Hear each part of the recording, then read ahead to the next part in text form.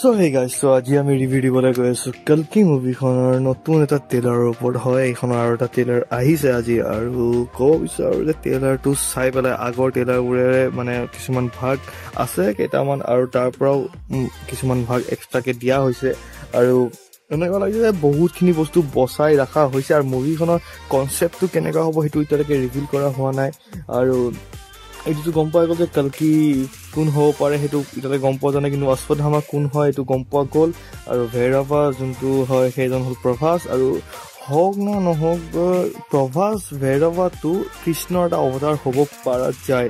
আৰু সুমতি হৈ গ'ল দীপিকা পাডুকনৰ পেটৰ পৰাই চাগে কালকিৰ জন্ম হ'ব।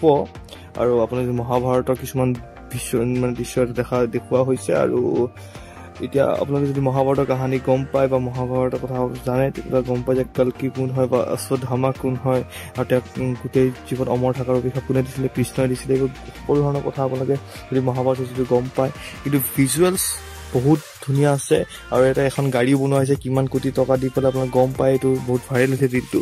আৰু বৰ্তমান চাব গ'লে ভিজুৱেলছ বহুত আছে, নতুন নতুন শ্বৰ্ট বহুত দেখুওৱা হৈ আছে, একশ্যন ভাল লাগি আছে, আৰু চবৰে যোনটো কষ্টিউম, যোনটো চবৰে মানে ক্লথবিলাকৰ যোনটো ডিজাইন আছে চবৰে, সেইটো ভাল লাগিছে মোৰ। আৰু অমিতাভ বচ্চনৰ এই যোনটো গান গাওঁ, এটা আপোনালোকে ট্ৰেইলাৰ হৈছে গম পাইছে, অমিতাভ বচ্চনৰ ভইচত এটা গান গোৱা হৈ আছে, সেইটোও ভাল লাগিছে। আৰু অমিতাভ বচ্চনটো অভিয়াছলি এজন ভাল এক্টৰ হয়, আৰু তেওঁৰ লুকবিলাকো ভাল লাগিছে। অশ্বত্থামা এজন মানে অমিতাভ বচ্চন আছে অশ্বত্থামা, মহাভাৰতৰ যুগৰো কিছুমান দৃশ্য দেখুওৱা হ'ব এইখন মুভিত।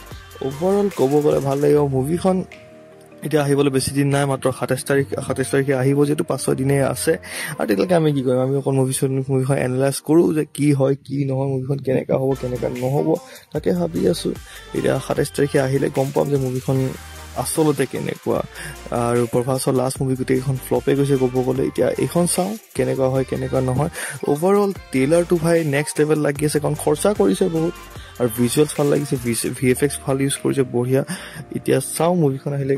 আপোনালোকে ট্ৰেইলাৰটো চাইছে নাই কমেণ্টত ক'ব, আৰু যদি চাইছে তো কেনেকুৱা লাগিছে কমেণ্টত ক'ব।